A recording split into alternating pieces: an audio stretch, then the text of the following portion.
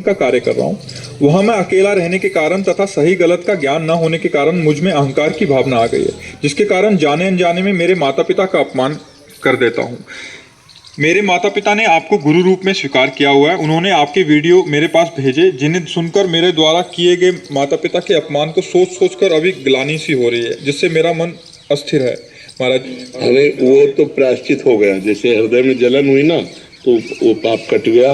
अगर अभी माता पिता उपस्थित हैं तो उनकी सेवा करो, कैसे भी बने अब कर लो, अब चूक ना करो। वो भगवान है, मातृदेव हो पितृदेव हो। हम आपको अपने पिता की बात बता रहे हैं। हमारे पिता जिस दिन हम भागे उसके 3 दिन बाद हमको पकड़ा गया। खोजबीन सब शुरू हुई तो 3 दिन बाद पकड़ा गया कि गोरा लड़का है, वहां जंगल में देवी के मंदिर में रह रहा है। तो पहले बड़े भाई आए तो उनको तो कठोर शब्दों से कह के, बहुत विवेक प्रवीण था, बचपन में भी बहुत विवेक प्रवीण था। मतलब प्रवीण ना होता तो संसार की यात्रा काटते हुए भगवान ऐसे कैसे लाते। तो जब पिताजी आए तब हम मिल गए, क्योंकि वो एक कठोर स्वभाव के और बहुत धर्मात्मा पुरुष थे। उनकी हम आंखों में कभी आंसू नहीं देखा। बहुत ही दृढ़, सर्दी गर्मी भूख प्यास सब बर्दाश्त करके संतों की सेवा करना, गृहस्थ एकदम किसान आदमी ऐसे। तो जब वो आए तो हमारे मन में आया कि मारेंगे अगर हम आंख खोलेंगे, बात करेंगे तो उत्तर हमारा मानेंगे नहीं है, और इनकी हम अवहेलना कर नहीं सकते। तो आंख मूंद के बैठ गए। जो ही देखा पिताजी आ रहे तो आंख मूंद के बैठ। तो नजदीक आए अपने स्वभाव, उठ खड़ा हो, खड़ा हो, नहीं खड़े। तीसरी बार का आप खड़ा हो जाए तो हमें लगा डंडा पड़ेगा चौथी बार। तो खड़े हो गए, बच्चे ही थे, खड़े हो गए। तो चाचा जी वगैरह उनको बड़े भैया कहते थे, तो हम भी पिताजी नहीं कहते थे, हम भी बड़े भैया कहते थे। तो हम कहा बड़े भैया आपसे एक प्रार्थना करें। उनका बताओ।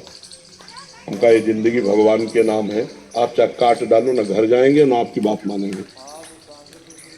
तो हम उनकी कृपा की बात बता रहे हैं। एकदम चैप्टर बदल गया, जैसे भगवान की कृपा ना। तो उनका सच्ची, हमका आपसे सच्ची बात करें, घर नहीं जाओगे करना, कभी जिंदगी में ब्याह नहीं करोगे करना। वो खड़े हो जाओ, खड़े हो जाओ, ऐसे छाती से लगाओ, कहा राम राम राम 3 बार ऐसे छाती से राम राम राम ऐसे कहा। और कहा जाओ, अगर ऊसर में भी बैठोगे तो फूलों की वर्षा हो। जाओ, जिंदगी में कभी तुम्हारा कोई बाल बांका नहीं कर सकता। पर एक बात ध्यान रखना, अगर आप बाबा जी बनते हो तो हमारा आशीर्वाद हो, ऊसर में भी बैठोगे तो फूल बरसेंगे, और जिंदगी में कोई बाल बांका तुम्हारा नहीं कर सकता। और अगर कहीं किसी की बहन बेटी देखी तो फिर तो उनका जिंदगी में आप इस बात को कभी नहीं सुनोगे। वो तो पधार गए, कई वर्ष हो गए उनको पधारे हुए, पर उनका आशीर्वाद, माता पिता का आशीर्वाद भगवान का आशीर्वाद होता है। हाँ, तो इसलिए अगर माता पिता से कभी कटु व्यवहार हो जाए तो हमें लगता है अगर वो जिंदा है तो अभी बहुत बढ़िया अवसर है उनकी सेवा करके, हम क्षमापन करके अपने मातृ पितृ ऋण से उऋण हो जाए। हमारा ऋण भी तो केवल रुपया कमाना खाना पीना नहीं। देखो उस अवस्था को सोचो जब आप सोच कर देते थे, लघु शंका कर देते थे, तब उनके, तुम्हें तो ज्ञान नहीं था, वो अपने वस्त्रों को भी पवित्र करते, आपको भी, और कभी आपको मारा नहीं पीटा नहीं।